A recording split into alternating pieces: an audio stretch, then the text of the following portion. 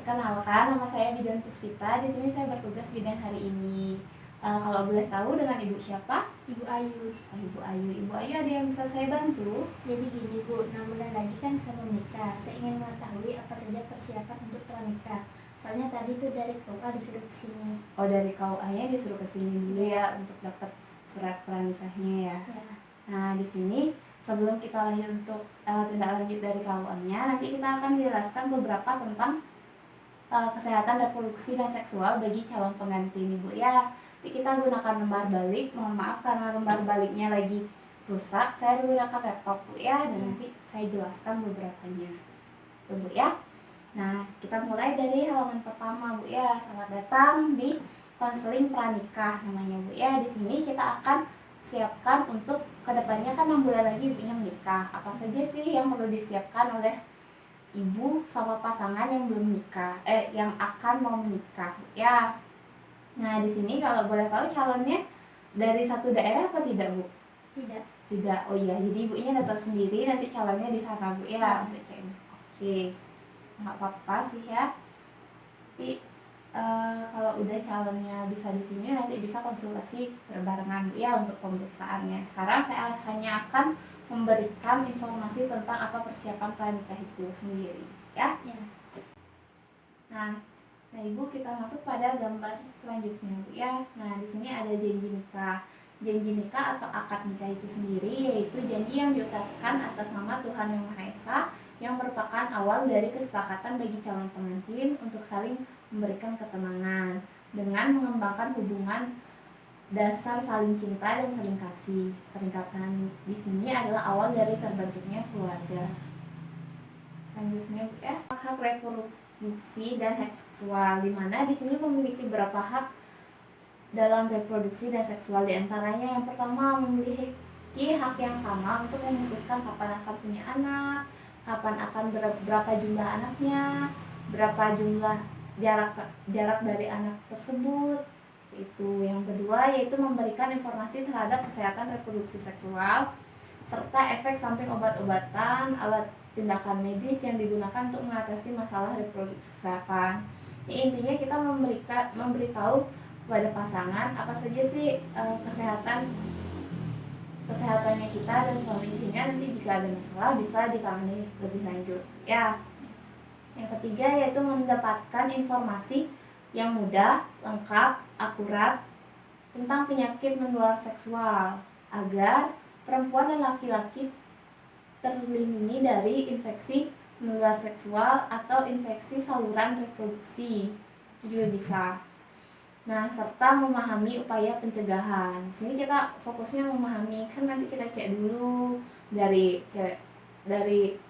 pasangan pria maupun pasangan wanitanya, kita cek dulu biar kita tahu dan untuk meminimalisir hal buruk yang mungkin terjadi karena penyakit menular seksual itu sendiri ya. Keempat, ada pihak perempuan berhak mendapatkan pelayanan kesehatan reproduksi. Dibutuhkan yang memungkinkan sehat dan selamat dalam menjalani persalinan, nifas, serta bayi yang sehat. Di sini kan pasti bakalan menuju ke arah punya keturunan Bu ya. Nanti kita siapkan dulu ibunya supaya siap untuk nanti mengandung, bersalin sampai nifas. Itu. Keenam, hubungan suami istri harus didasari penghargaan terhadap pasangan masing-masing, dilakukan dalam kondisi waktu yang diinginkan tanpa unsur pemaksaan atau ancaman dan kekerasan. Seperti itu hak reproduksi dan seksualnya. Kita lanjutkan Ibu ya. Ketiga, ada persiapan pranikah.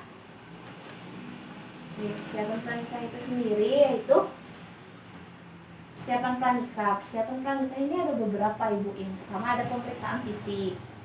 Ini pemeriksaan fisik. Yang kedua ada persiapan gizi. Yang ketiga ada imunisasi. Yang keempat ada persiapan organ reproduksi. Yang pertama kita bahas dari pemeriksaan fisik. Pemeriksaan fisik itu ada yang perlu kita pemeriksaan status kesehatan. Di antaranya nafas, denyut nadi, tekanan darah, frekuensi berapa nafasnya. Kedua yaitu ada pemeriksaan darah rutin yang harus rutin, dimana harus KB. Kenapa kita harus ini HB? Karena kan bakalan ke arah nanti pas mau prakonsepsi atau mau mempersiapkan mengandung ya. Habis itu ada trombosit dan leukosit. Yang ketiga ada pemeriksaan darah yang dianjurkan. Nah, di sini pemeriksaan darah anjurkan seperti golongan darah. Kalau ibunya belum tahu golongan darahnya, nanti dilakukan pemeriksaan golongan darah, resus, atau dia biasanya kan ada, kalau pemeriksaan darah kan ada O positif, O negatif. Nanti kita cek di bagian itunya. Ada pemeriksaan gula darah sewaktu, ada pemeriksaan thalassemia, ada hepatitis, kan belum tahu kan hepatitis itu enggak, nanti kita cek dulu. Habis itu ada pemeriksaan TORCH atau yang sering dikenal dengan pemeriksaan kemandulan yang disebabkan oleh hewan, seperti itu. Hewan kayak dari kucing, anjing, ya. Yang selanjutnya ada persiapan gizi. Nah, persiapan gizi ini juga penting Ibu, yaitu untuk meningkatkan status gizi calon pengantin perempuannya. Dimana nanti kan bakalan mengandung, jadi status gizinya tuh harus bagus dulu demi nanti bayi yang dilahirkan itu berkualitas dan sehat ya.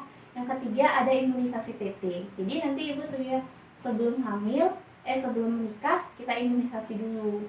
Jadi ada imunisasi TT 1 yang pas hari ibunya akan ini, nanti jarak untuk perlindungannya masih 0 tahun. TT 2 yaitu setelah 4 minggu dari TT 1 atau sebulan dari TT 1.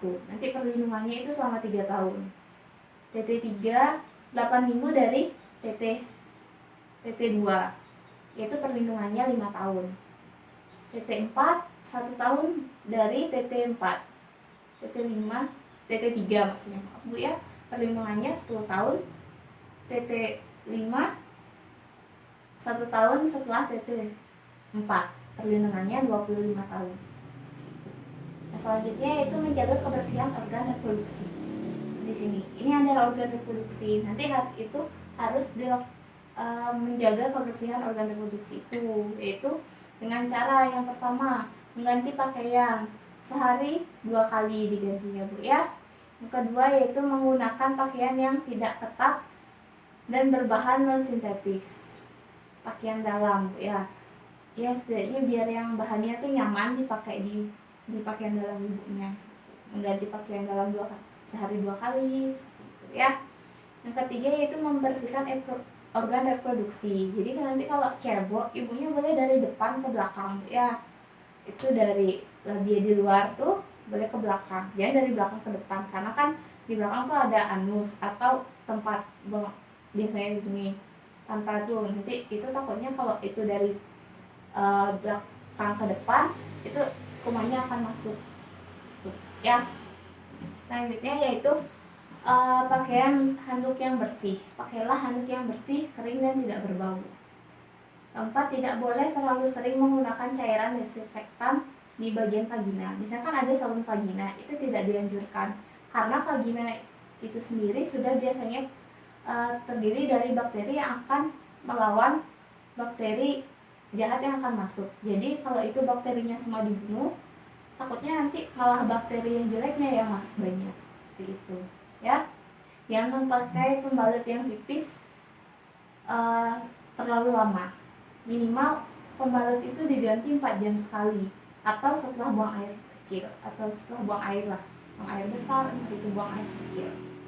Bagi perempuan yang memiliki keputihan, itu rasanya berbau, gatal, itu harus segera ke fasilitas kesehatan untuk pemeriksaan keadaannya.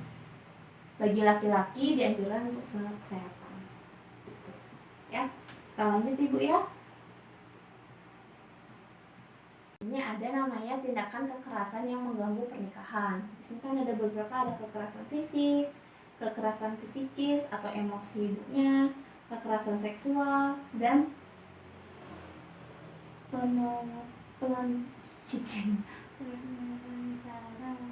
pelancaran dan eksploitasi. Nah, di sini ada tindak kekerasan yang mengganggu. Nah, selanjutnya Ibu di sini ada tindak kekerasan yang mengganggu pernikahan. Pertama ada kekerasan fisik. Kekerasan fisik itu yaitu misalnya memukul, menendang, menampar, menjambak, menyudutkan rokok, melukai. Itu termasuk kekerasan fisik yang mengganggu fisik ibunya.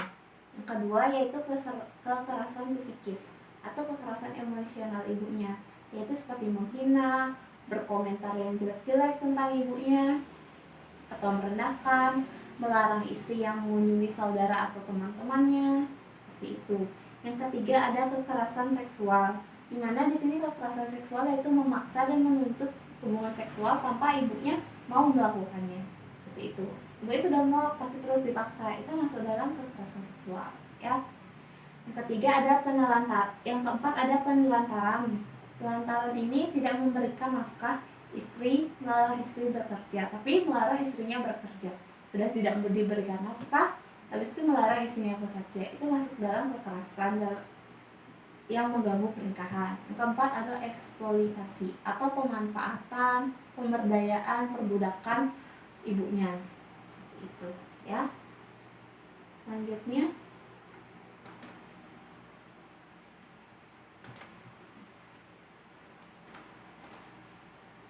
solusi mengatasi tindakan kekerasan. Di sini ada solusinya, yaitu yang pertama, pergi ke dokter untuk pengobatan yang dilakukan atau visum. Di sini kan kalau di sini sih lebih ke fisik. Karena kan kebanyakan fisik atau seksual itu bisa diatasi dengan, karena jika terdapat luka-luka, ibunya bisa pergi ke dokter itu untuk pengobatan yang segera ibu, ya. Yang ketiga yaitu ini ke keluarga atau teman. Keluarga atau teman ini yaitu ibunya bisa bercerita kepada keluarga atau teman terdekat kerabat. Nanti kan kita dicariin solusi seperti itu. Apalagi keluarga, nanti kita bakalan dilihat keluarga itu bakalan membantu kita dalam mengambil keputusan nanti seperti apa baiknya, ya. Yang ketiga yaitu jika sudah ini boleh melaporkan ke polisi, Bu, ya. Polisi di sini atau Unit Pelayanan Perempuan dan Anak, UPPA. Itu bisa dilaporkan jika sudah terjadi kekerasan dalam pernikahan. Yang keempat, jangan takut berarti ibunya untuk nanti mulai terjadi kekerasan di antara tadi itu. Yang keempat ada mendapatkan bimbingan atau tokoh agama atau lembaga swadaya masyarakat atau psikologi. Itu juga bisa, ya, kalau udah rasanya nggak enak gitu perasaannya, boleh datang ke psikologi gitu, atau lembaga bantuan hukum, ya. Nah, sampai sini ada pertanyaan Ibu? Iya. Tidak. Kita lanjutkan Ibu, ya. Sebagai kepala keluarga, mereka sering ketidaksetaraannya itu menganggap tidak memiliki peran, padahal peran ibu kan juga banyak, ya. Ketiga, diutamakan atau pembelaan. Diutamakan, kan kebanyakan anak laki-laki diutamakan daripada perempuan, seperti itu. Yang keempat itu pelambean. Jadi di sini bentuk-bentuk dari ketidaksetaraan gender dalam rumah tangga itu seperti stereotopi atau pembelaan kepada perempuan atau laki-laki. Misalnya laki-laki kuat, perempuan lemah. Perempuan emosional, laki-laki rasional. Tuh, yang kedua ada subordinasi. Yang diutamakan adalah laki-laki terlebih dahulu daripada perempuan. Itu bentuk dari cowok dulu lah, baru yang cewek, seperti gitu biasanya kan kalau dilihat. Itu bentuk dari ketidaksetaraan gender atau terlalu membedakan antara beda cewek sama cowok gitu, ya. Marginalisasi, yaitu perempuan ditetapkan sebagai orang yang tidak memiliki peran penting. Kan sering itu terjadi ketika itu cewek nggak usah banyak gini gitu kan biasanya, kalian juga cuma ngurus rumah tangga, seperti itu masuk ketidaksetaraan dalam rumah tangga juga. Nah, yang selanjutnya itu beban ganda. Beban kerja perempuan lebih lama dan banyak. perempuan dituntut menjadi ibu rumah tangga sekaligus ibu pencari nafkah. Apakah ibunya pekerja sekarang? Tidak. Tidak. Ada rencana bekerja? Ada. Oh ya. Nanti itu bisa menjadi bentuk dari kesetaraan gender jika beban kerja suami terlalu menuntut, kan ibunya harus bekerja tapi ibunya juga harus merumah tangga. Di sini perlu pengertian antara suami bahwa kita sama-sama bekerja. Jika rumah tangga itu dibangun berdua, itu harus ini dengan saling mengerti, ya. Nah, selanjutnya di sini organ reproduksi perempuan. Ibunya juga harus mengetahui apa sih organ reproduksi perempuan itu, kenapa kita harus menjaganya. Di sini kita di organ reproduksi ini nanti terdapat yaitu yang pertama ada ovum atau indung telur. Di sini biasanya untuk mengeluarkan sel telur jika tidak terjadi konsepsi, Bu ya. Jika nggak dikeluarkan, di sini kan nanti ada sperma yang masuk. Jika sedang berhubungan ada sperma yang masuk, jadi dia menghasilkan sel telur setiap bulannya. Jika sperma ini tidak masuk atau tidak dibuahi, ini akan keluar menjadi menstruasi. Tuh. Nah, di sini ada 2 indung telur, di sini ada 2 tuba falopi juga namanya, berada di kiri dan kanan dari vagina itu sendiri. Tuh, kiri dan kanan rahim, ya. Nah, berfungsi untuk dilaluinya oleh sel telur. Nanti jika dia dibuahi, ini akan sel telurnya akan keluar dari sini menuju ke ovum yang akan menempel nanti setelah terjadi pembuahan itu ke rahim, atau disebut rahim ibu. Itu di sini dilihat nanti kan keluar dari sel telurnya keluar dari sini. Kalau juga melalui tubal fallopi lanjut ke rahim ibunya, nanti di sini ada fimbre juga, ada rambut-rambut yang dapat dianalisis sebagai jari-jari tangan atau rumbai-rumbai berfungsi menangkap sel telur yang dikeluarkan dari indung telur. Sebelum dikeluarkan dia akan ditangkap dulu di sini rumbai-rumbainya, baru nanti ke tubal fallopi dibuahi ke tubal fallopi, habis itu ke rahim, ya. Selanjutnya ada uterus atau rahim. Ini yang di dalam sini ini disebut dengan uterus. Di sini biasanya tempat berkembangnya janin. Setelah dibuahi kan masuk tadi vaginanya ke indung telur, lagi balik lagi ke tubal fallopi, nanti akan menempel di ovum ini. Sini bentuknya seperti buah pir dan beratnya normalnya 30 sampai 50 gram, dan saat tidak hamil ini akan tidak hamil, besar rahimnya kurang seperti telur ayam. Kalau nggak hamil itu telur ayam, dia kecil dia, tapi jika hamil nanti bisa membesar seperti itu. Dindingnya terdiri dari lapisan peritoneum, merupakan lapisan yang paling luar. Ini terdiri dari lapisan itu lapisan yang paling dalam disebut endometrium. Sini juga terdapat cervix atau leher rahim di sini. Nah, di cervix itu bagian uterus yang dari pembatasnya dengan vagina. Ini kan vagina, ini di sini cervixnya. Gitu, ya. Selanjutnya ada liang vagina maluan. Ini berkemaluan kita. Ya, di sini ada beberapa komponen, yaitu yang pertama ada labia mayora, minora, kalau yang di luar kan ada di sini itu disebut labia mayora atau bibir terbesarnya yang paling gede, labia kecil yang di tengahnya atau bibir kecilnya. Ada lubang vagina, di sini lubang vaginanya, dan sini lubang kencing, sini anus. Ya. Di sini apa ada yang ditanyakan Ibu? Iya. Tidak. Nah, selanjutnya ada organ reproduksi pada pria. Ini bisa dilihat Bu ya. Ini dari yang pertama ada buah sakar.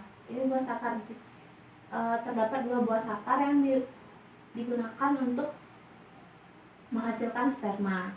Sperma itu yang akan dibuahi oleh ovarium tadi. Ini kalau ovarium dihasilkan di sel telurnya, kalau sperma dihasilkan di bagian buah sakar ini. Nah, buah sakar ini dilindungi oleh yang namanya skrotum atau kulit dari buah sakar itu. Jadi di buah juga ada vas deferens atau saluran. Di sini terdapat saluran yang menyalurkan sperma dari buah sakar ke testis. Tuh, ya. Nah, ada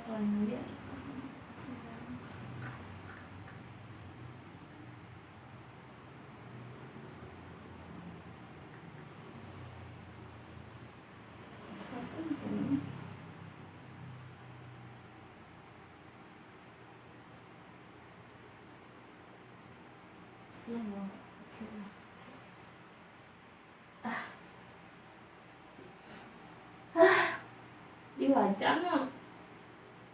Nah, selanjutnya ada organ reproduksi laki-laki. Tadi kan sudah dijelaskan organ reproduksi perempuan. Di antaranya yang pertama ada buah zakar. Buah zakar ini terletak di sini untuk menghasilkan sperma, gitu ya. Ini nanti di buah zakar ini terdapat kulit yang melindungi buah zakar dari perut dan daerah buah zakarnya itu sendiri, yaitu disebut dengan skrotum atau kulit yang warnanya agak gelap. Habis itu di sini ada saluran sperma atau vas deferens. Beberapa kelenjar juga yang untuk membantu menghasilkan air mani yang disebut dengan prostat atau ada prostat, ada fascicula seminalis dan beberapa kelenjar lainnya. Ini bisa dilihat, ini ada kelenjar prostat di sini, ke saluran yang lainnya. Sini ada kandung kemih atau kandung dari menampung air kencing. Ya, ini kita lanjutkan. Nah, kita masuk ke kehamilan. Nah, di sini kan pasti jika akan menikah pasti akan lanjutkan ke mempunyai keturunan, ya pasti ingin Bu ya. Sini ada kehamilan. Kehamilan yang ideal itu sendiri yaitu kehamilan yang direncanakan, diinginkan dan dijaga dari perkembangan secara baik. Itu kan emang diinginkan pasti bakal dijaga Bu ya. Nah, di sini juga ada kehamilan yang tidak diinginkan terjadi. Namanya lagi membatasi gitu kehamilan. Tapi malahan kebobolan. Itu masuk dalam kehamilan yang diinginkan akibat dari pernah melakukan seks pranikah atau sebelum menikah sudah melakukan seks seperti itu Bu ya, sehingga terjadi kehamilan akibat gagal KB. Nah, itu juga bisa sekarang ibunya pakai pil tapi sering lupa jadinya gagal KB dan hamil lagi. Itu masuk kehamilan yang tidak diinginkan. Atau pada kehamilan admitted atau ibunya dalam masa usia subur dan tidak ingin punya anak tapi tidak menggunakan alat sepsi. Emang nggak pengen punya anak tapi ibunya nggak ber-KB gitu ya. Selanjutnya yaitu metode kontrasepsi yang melahirkan bagi pasangan yang baru menginginkan atau menunda kehamilan.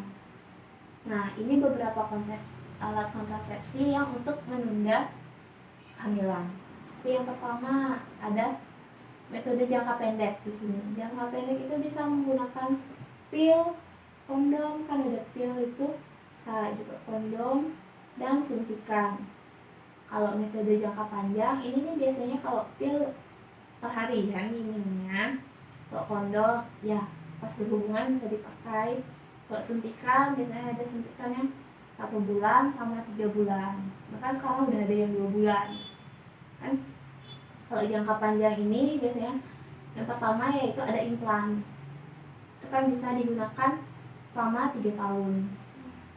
Kalau yang IUD atau biasanya disebut dengan spiral, ada beberapa tahun, ada yang sampai 10 tahun gitu. Yang 6 tahun. Kalau metode alami, ada juga namanya metode alami yang diantaranya pantang berkala.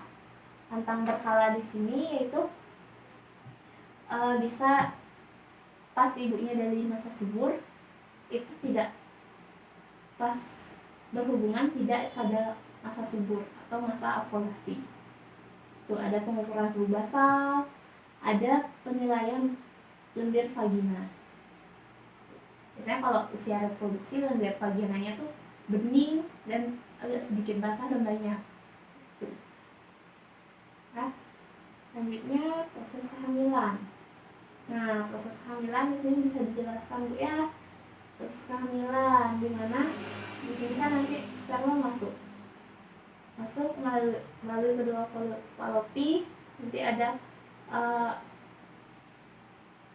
sel telur yang keluar ditangkap oleh membrane, nanti itu kan di sini ada proses ovulasi. Sel telurnya menyatu dengan sperma, dia akan kembali membelah, nanti kembali ke rahim ibunya, di sini akan menempel. Selama 1 sampai 7 minggu, 1 minggu bentuknya seperti ini, masih bakal janin dia. 4 minggu panjangnya yaitu 7 mm atau 28 hari. Dapat embrio atau kantong ambon. 8 minggu sudah mulai berbentuk 55 hari, panjangnya udah 40 cm. Tuh ya. Terus itu ada 24 minggu atau 160 hari, 330 minggu, 330 mm. Sudah berbentuk seperti ini Bu ya. Sudah berbentuk janin dia. Sudah mulai membesar. Sudah 40 minggu yaitu sudah bisa dilahirkan. Ya. Nah, tanda-tanda kehamilan. Tanda-tanda kehamilan itu dimulai dari yang pertama ada PPTS-nya positif, tidak nafsu makan. Biasanya kalau udah bulan-bulan pertama itu pasti bakalan terasa mual tuh pagi hari. Ketiga yaitu mual dalam muntah, itu bisa juga. Kalau udah mual muntah pasti nanti kan nggak nafsu makan jadinya kan. Kadang-kadang ngidam gitu. Ada usia kehamilan lanjut tertentu dapat terdengar detak jantung janinnya. Nah, selanjutnya ada cara menghitung usia kehamilan. Nah, di sini dihitung dari hari pertama haid terakhir ibunya. Hari pertama dari haid terakhir sebelum ibunya nggak haid. Berapa? Nah, tanggal 8 Juni. 8 bulan 6. Ya. 2021. Nah, nanti kita sekarang tanggal 1 Juni. Sekarang tanggal 14 Juli. Ibunya baru sadar nggak haid, ya. Ini kita lihat bisa dihitung dia berapa minggu dari kan Juli masuk 1 bulan. Kalau Juni kan Januari, Februari, Maret, April, Mei, Juni. Itu bulannya ada 30, harinya ada 30. 30 kurang 8 itu ada 22. Kalau tambah 14 hari. Nah, gitu caranya. Nah, di sini ada 36. 36 itu kan seminggu ada 7 hari. Berarti 36 bagi 7. Berarti usia kandungan ibu 5 minggu 1 hari. Seperti itu. Kalau ingin tahu tafsiran persalinannya, di sini bisa digunakan kalau dia dalam persalinan. Tadi misalnya kan ibunya tanggal 8 haid pertamanya. Itu bulan 6 2021. Di sini kita bisa tambahkan 7 di harinya, dikurang 3 di bulannya, dan ditambah 1 pas di tahunnya. Jadi kehamilan itu kan biasanya terjadi 40 minggu. Jadi nanti kita mulai 8 kurang 7 tanggal 1. Berarti tanggalnya tanggal 1. 6 kurang 3, 3. Bulan 3. Berarti kalau tahunnya ditambah 1 berarti 2022. Jadi nanti kemungkinan tafsiran persalinannya tanggal 1 bulan 3 2021. Ini nanti kita dilihat nanti juga kalau semuanya belum lahir atau gimana, nanti kita konsultasikan ke dokter juga untuk mengecek apakah benar. Kalau ibunya lupa mulai HPHT-nya, nanti dicek di USG dulu ke dokternya. Ya. Selanjutnya ada pemeriksaan kehamilan. Pemeriksaan kehamilan ini terdapat 10 T. Yang pertama pemeriksaan berat badan atau ukur tinggi badan. Kenapa yang untuk berat badan? Untuk mengetahui status gizinya. Tinggi badan apakah mengetahui status gizi juga. Untuk yang kedua yaitu pengukuran tekanan darah ibunya. Apakah ibunya memiliki tensi atau tidak, tensi tinggi atau tidak. Ketiga yaitu tentukan status gizi. Pengukuran lila. Ini biasanya diukur mengetahui status gizi ibunya juga. 4. Pengukuran janin atau pengukuran tinggi venus uteri. Nanti kan semakin ini biasanya diukur di umur 20 minggu ke atas baru bisa diukur menggunakan metlim. Tapi kalau untuk jari di atas 12 minggu sudah bisa diraba, ya. Selanjutnya ada menentukan presentasi janin dan denyut janin.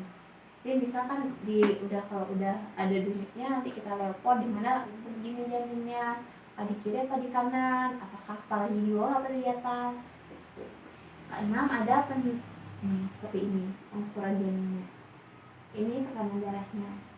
Yang selanjutnya ada imunisasi TT. Ya, seperti yang saya jelaskan tadi, ada imunisasi tetanusnya. Yang keempat, yang selanjutnya ada tablet tanggal darah. Yang kelima ada tes laboratorium atau konseling sama kan tes laboratoriumnya untuk mengetahui HB. Habis itu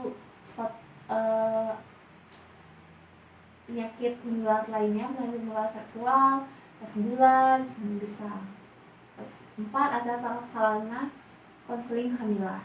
Karena bisa kalau terjadi masalah nanti kita terkena sama kasus. Yang 10 ada tatap muka atau konseling yang tentang kehamilan. Semuanya ada yang enggaknya atau yang ingin ditanyakan bisa dalam tata laksana itu atau pada tatap muka konseling kehamilan sesuai dengan keluhan ibunya apa yang ibu rasakan ya. Selanjutnya yaitu menjaga kehamilan. Nah di sini ada menjaga kehamilan. Pertama yaitu jangan kelelahan dan mengangkat benda yang berat. Yang bisa dilihat dia ibunya mengangkat terlalu beban karena ibunya kan mungkin akan bekerja, itu yang pas untuk kehamilan. Kan jangan pernah mengangkat berat, yaitu berbaring 1 jam pada siang hari dan istirahat yang cukup, yaitu 9-10 jam. Selanjutnya yaitu berpakaian longgar, jangan menggunakan jeans yang ketat seperti itu Bu ya.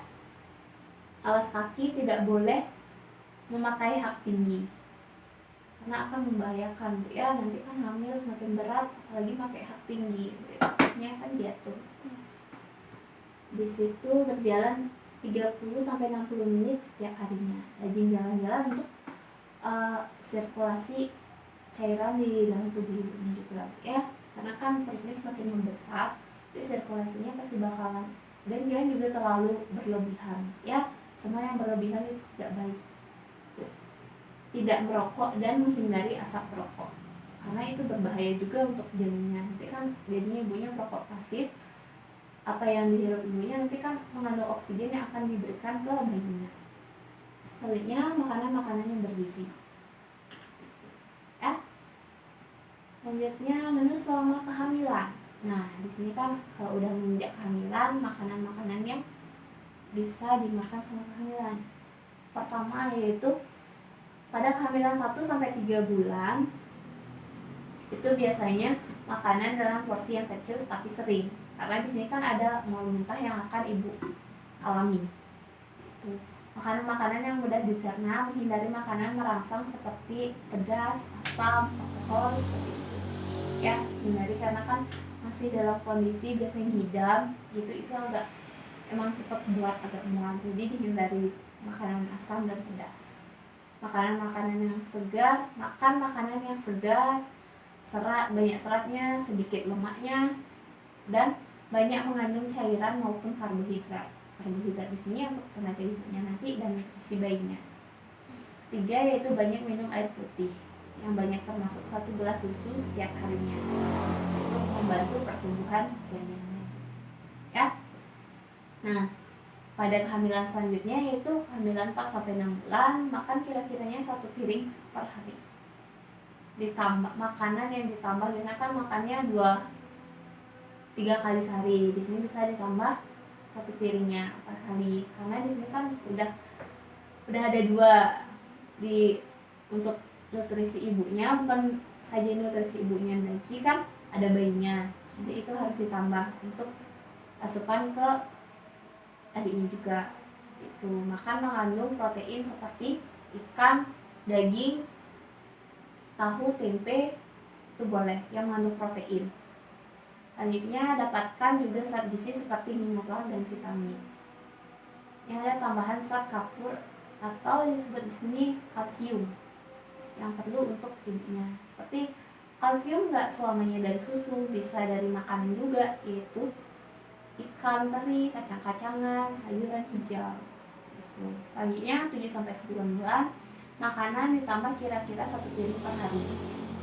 Makan makanan yang mengandung protein, ikan, daging, telur, tempe, kacang-kacangan boleh. Diperlukan juga gizi yang seperti vitamin mineral, sama kayak bulan lalu, cuma di sini zat kapurnya dibutuhkan untuk menyediakan pembentukan gigi. dan mulai membentuk giginya.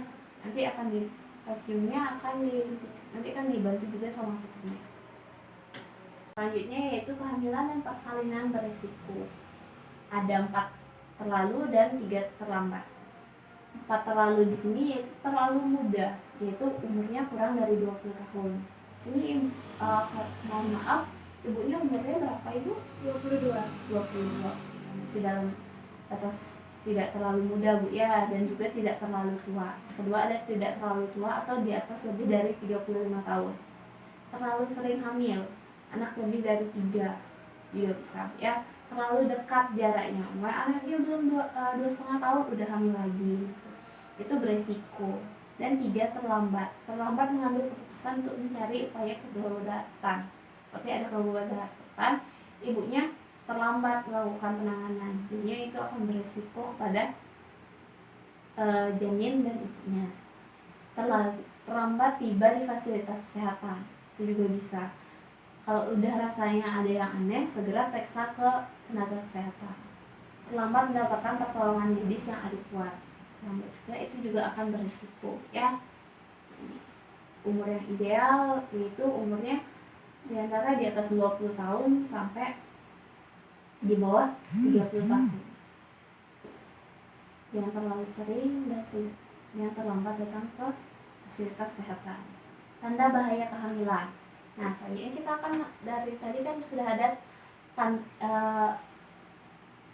risiko kehamilan. Sekarang ada tanda-tandanya perlu ibu waspadai. Seperti yang pertama, pendarahan pada waktu hamil. Untuk pendarahan yang tidak diikuti rasa sakit atau diikuti rasa sakit sebelum waktunya.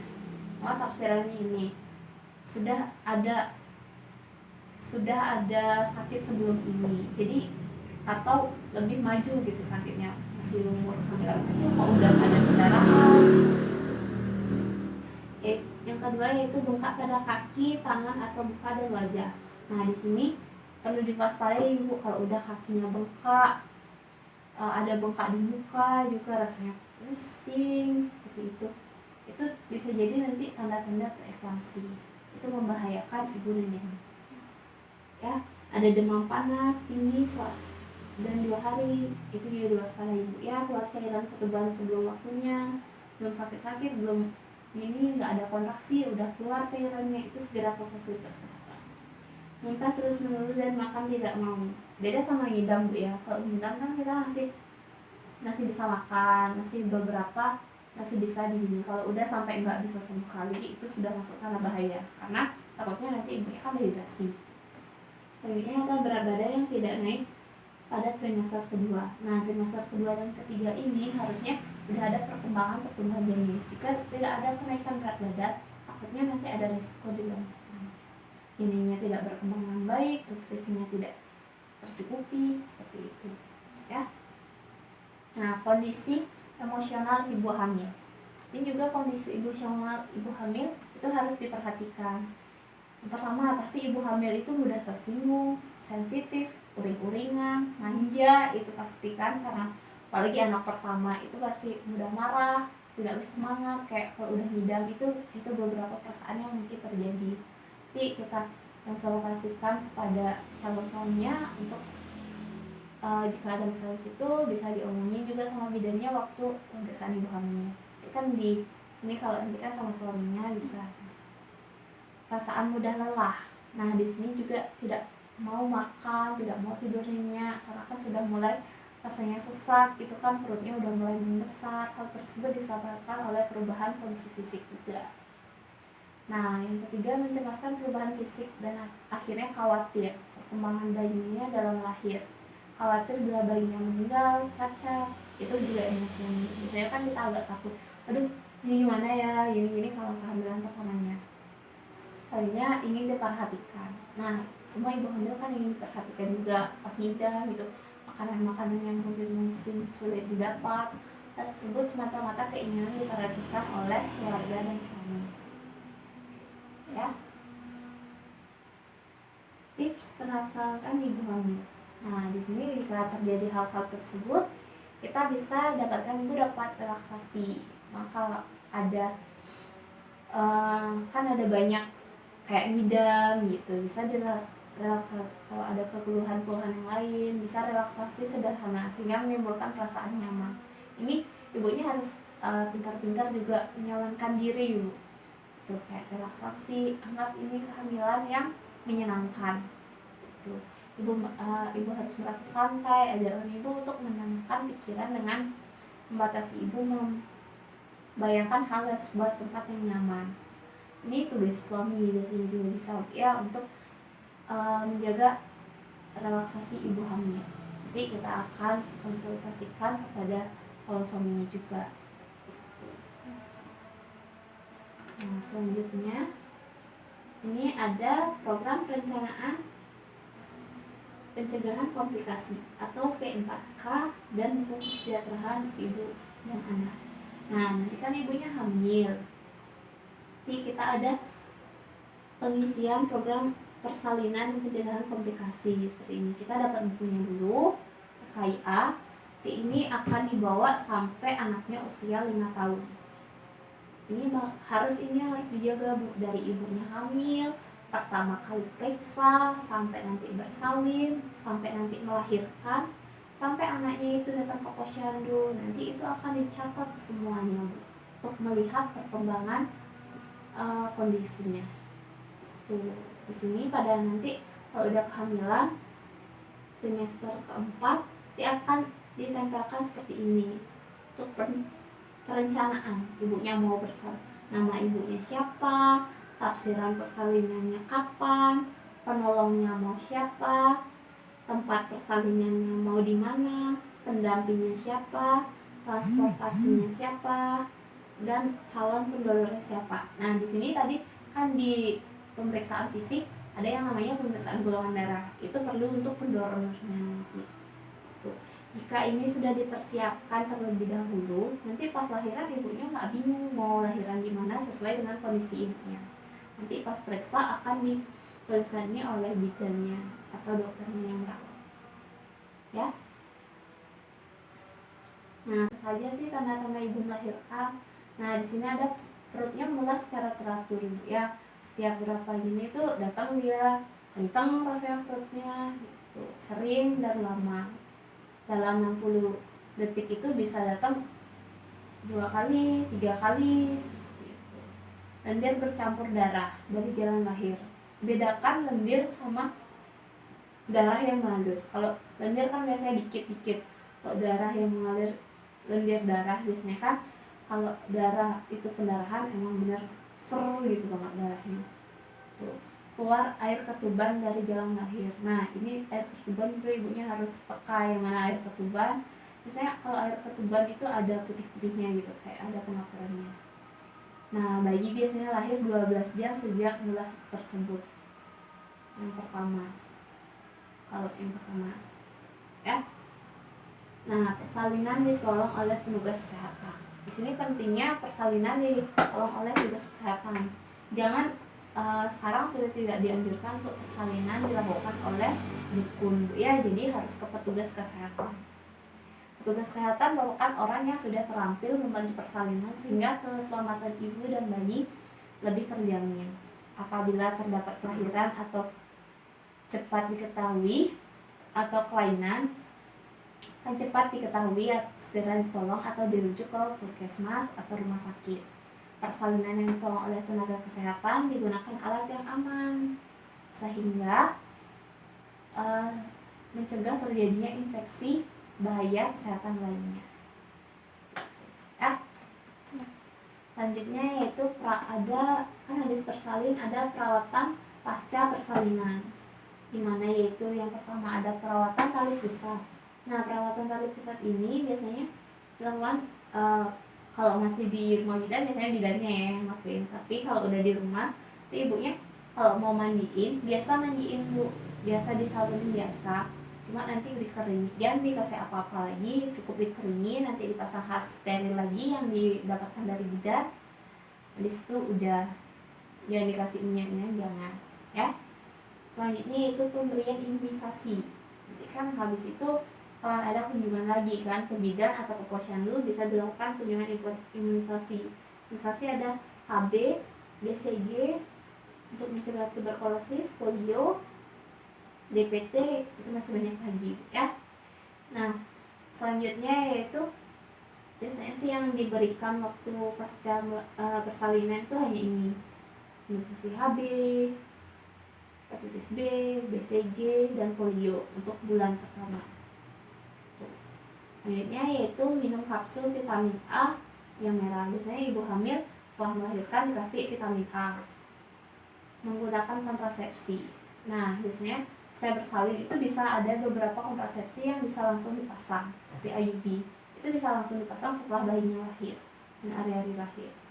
Jadinya kalau mau jangka panjang, karena ini kan baru lahir, harusnya yang jangka panjang dan ibunya, kalau yang pertama yang bagusnya pakai IUD, tergantung juga kondisinya memungkinkan atau tidak. Setidaknya kita rencanakan dulu untuk pemeriksaannya apakah ini sudah bisa dipasang IUD atau enggak. Segera laporkan kelahiran pada kader atau wisma atau posyandu. Nah, setelah pulang nih, kita akan lakukan pelaporan kepada kader atau di posyandu untuk kegiatan posyandu selanjutnya. Dianjurkan untuk kontrasepsi, melahirkan tujuan untuk mencegah kehamilan. Nah, inisiasi menyusui dini atau pemberian ASI eksklusif. Di sini yaitu IMD. IMD ini dilakukan pada menyusui 1 jam pertama kelahiran.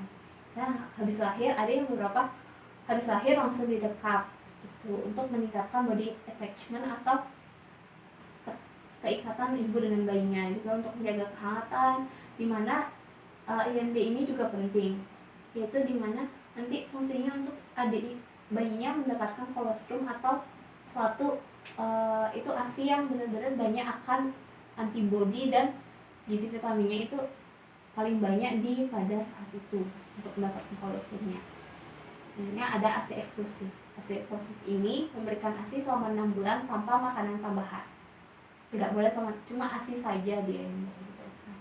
Tidak boleh ada tambahan makanan lainnya. Ya. Pemanfaatan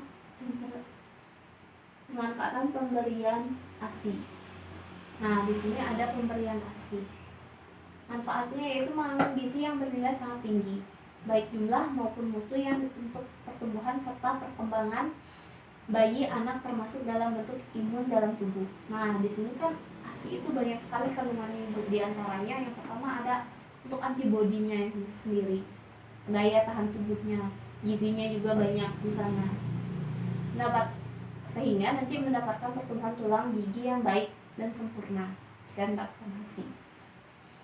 ASI di sini yaitu mudah dicerna, diserap oleh tubuh bayi juga. Jadi jangan kaget nanti kalau umumnya 2 hari, sehari gitu bayinya nggak ada BAB, tapi itu cuma ASI aja. Itu berarti semua ASInya itu diserap. Itu. Ini suhu yang sesuai dengan bayi dan anak serta bersih dan segar. Ibu bayi pemberi ASI dapat membantu mengencangkan rahim. Di sini kan habis bayinya lahiran. Jadi kan ada rahim yang harus berkontraksi, mengecil sehingga tidak terjadi pendarahan. Di sini pemberian ASI juga bermanfaat untuk itu ya. ASI eksklusif selama 6 bulan ini juga mencegah kehamilan, dimana nanti jika belum terjadi menstruasi di ibunya itu bisa menjadi KB alami untuk ibunya ya. Nah, selanjutnya di sini ada infeksi menular seksual. Nah, di sini biasanya untuk pada itu ada gonorrea atau kencing nanah, kencing yang bercampur nanah. Ini ada sifilis, ada herpes, ini merah-merah dia.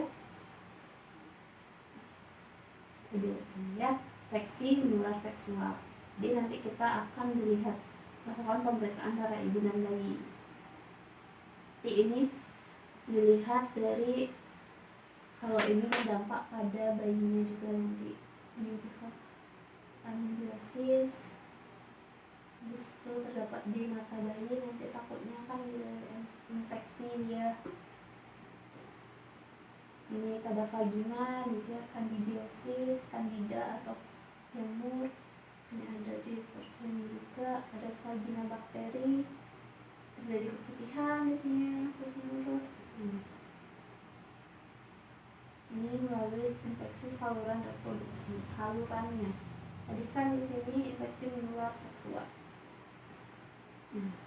Peduli HIV dan AIDS. Itu semua kita dilihat tadi kan infeksinya. Di sini ada virus yang menular melalui hubungan seksual, yaitu HIV dan AIDS. HIV itu human immunodeficiency virus, merupakan kuman atau virus penyebab AIDS. Pertama HIV virusnya dulu, nanti akan ini ke AIDS. AIDS itu Acquired Immunology Deficiency Syndrome, adalah kumpulan gejala penyakit akibat penurunan kekebalan tubuh yang didapatkan dari infeksi HIV. Berarti di sini HIV dulu, baru menuju ke AIDS. Ya. Penularannya. Nah, penularan di sini bisa dilihat melalui hubungan seksual yang tidak aman, semuanya dari hubungan tanpa kondom.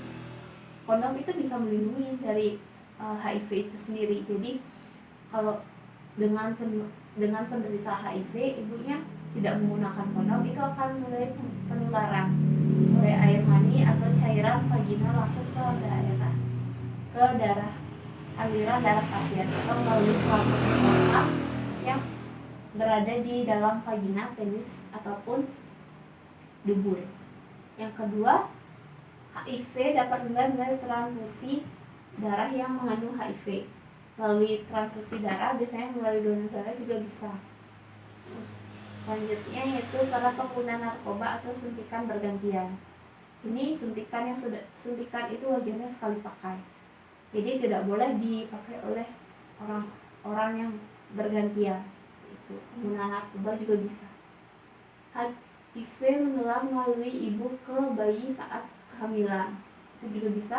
Mengapa tadi di atas kita harus melakukan cek HIV/AIDS? Maka ini dia, agar nanti bayi dan ini atau segera diobati. Ya, saat menyusui juga. Ya, karena kan bayi itu. HIV. Nah, di sini jangan mengira kalau HIV itu akan menular. Semua menular.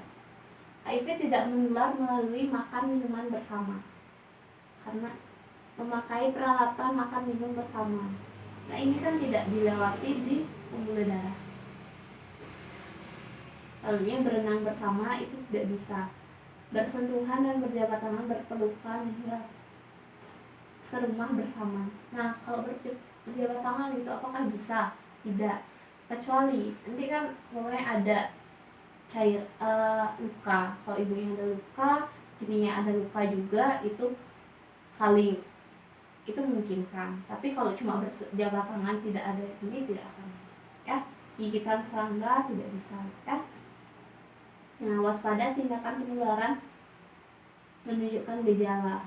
Orang yang terinfeksi HIV terlihat biasa saja, tapi menular lewat pertukaran cairan tubuh atau jarum suntik. Karena kalau orang HIV itu tidak kelihatan kok dia baru-baru. Biasanya yang setelah lewat masa tahun mulai tampak dia. Kalau awal-awal itu nggak kelihatan, dia masih biasa-biasa aja, nggak ada sakit, nggak ada lemes. Kalau udah bertahun-tahun, tampak gejala yang sistem kekebalan tubuh yang menghilangkan sehingga penyakit lain masuk ke dalam tubuh. Sini udah beberapa tahun baru boleh terlihat. Orang terinfeksi HIV sehat hingga tahun sejak terinfeksi tersebut. Nah, setelah itu tergantung tingkat tubuhnya dan pengobatan yang diberikan, peserta meninggal. Nah, jika tidak diobati, maka yang terjangkit HIV ini akan meninggal. Seperti itu. Biasanya kalau ini kita cegah dengan minum ARV. Ya. Nah, cegahnya. Nah, di sini cara mencegahnya seperti tadi. Nantiasa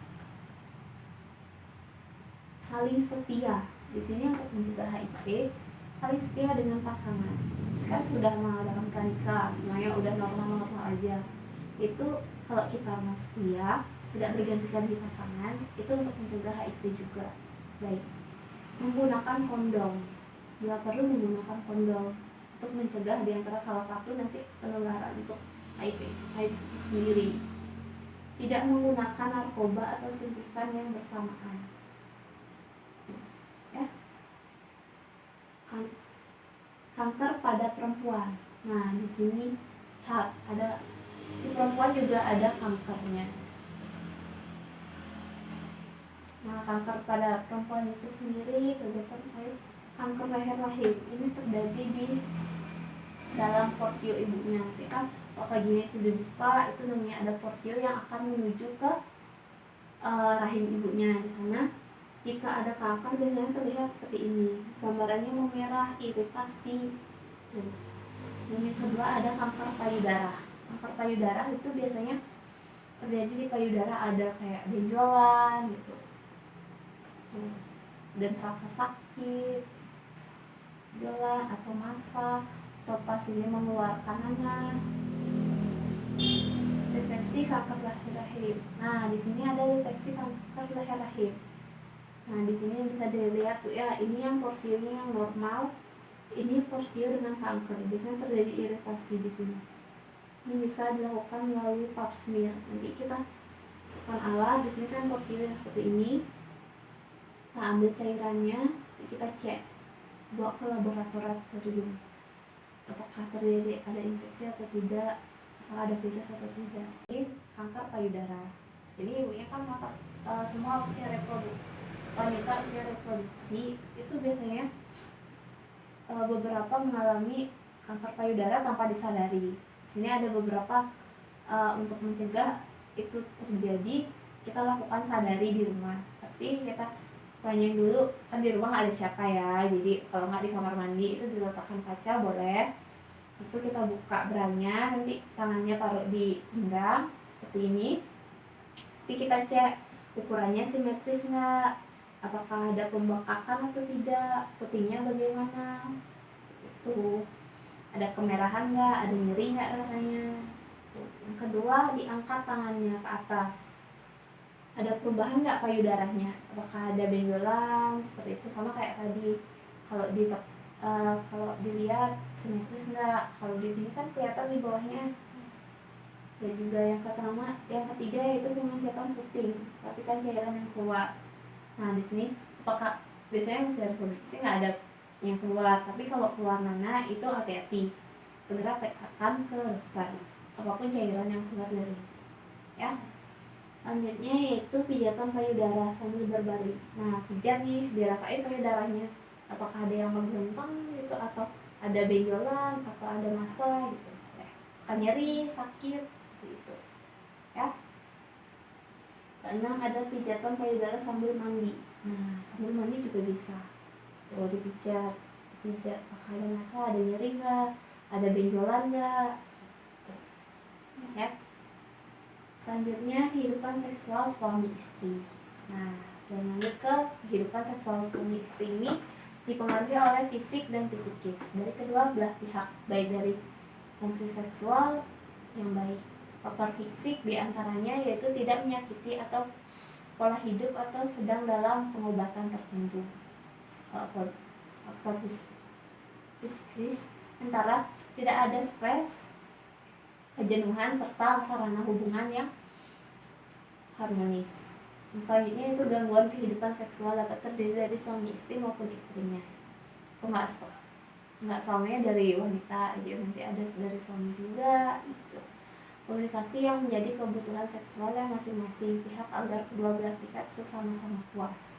Komunikasikan kalau lagi berhubungan tuh kayak gimana baiknya, biar nggak yang satu udah nggak nyaman, yang satunya nyaman, itu kan berarti masih terkena yang satunya gitu. Jadi dikomunikasikan gimana baiknya ya. Nah, selanjutnya yaitu gangguan seksual pada perempuan dan laki-laki. Ini yaitu yang gangguan seksual pada perempuan, gangguan dorongan seksual, misalnya dorongan seksual hipotorigid atau hiperaktif kalau aktif. Kedua yaitu gangguan bangkit seksual, yaitu vagina yang kurang mengeluarkan cairan, mungkin sudah dalam keadaan cukup terangsang. Ketiga, rasa sakit atau tidak nyaman dari kehamilan. Karena setiap kali berhubungan seksual. Keempat, yaitu gangguan yang tidak bisa atau sulit untuk mencapai orgasme atau berhubungan seksual. Itu beberapa gangguan pada perempuan.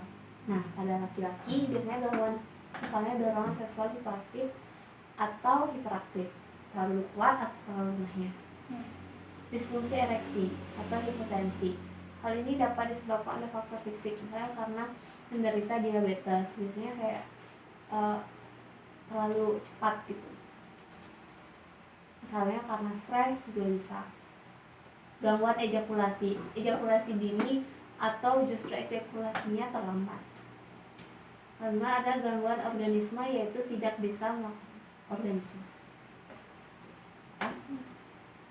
Pencegahan gangguan seksual. Pencegahannya di sini yaitu komunikasi adalah hal yang penting. Dikomunikasikan dulu dia seperti apa hubungan seksual yang akan kalian jalani. Itu gaya hidup yang sehat, makan makanan bergizi, aktivitas fisik, olahraga, tidak merokok, tidak tergantung pada obat yang kuat atau ramuan yang isinya tidak jelas indikasinya, untuk menghindari gangguan seksual. Ya. Nah, sekian dari tadi penjelasannya. Sampai sini apakah ada penjelasan? Sampai sini apakah ada yang ingin ditanyakan, Ibu? Tidak. Tidak. Untuk saat ini sudah cukup jelas ya, dari udah dijelasin satu-satu. Jadi di sini ibunya harus mbaknya harus melakukan beberapa pemeriksaan tersebut. Nanti dianjurkan datang dengan suaminya, kita edukasi suaminya atau suaminya udah diedukasi di sana, kita lakukan pemeriksaan juga bertahap ya. Sampai sini, jika tidak ada yang ingin dijelaskan lagi, kita cukupkan Bu ya. Selamat siang.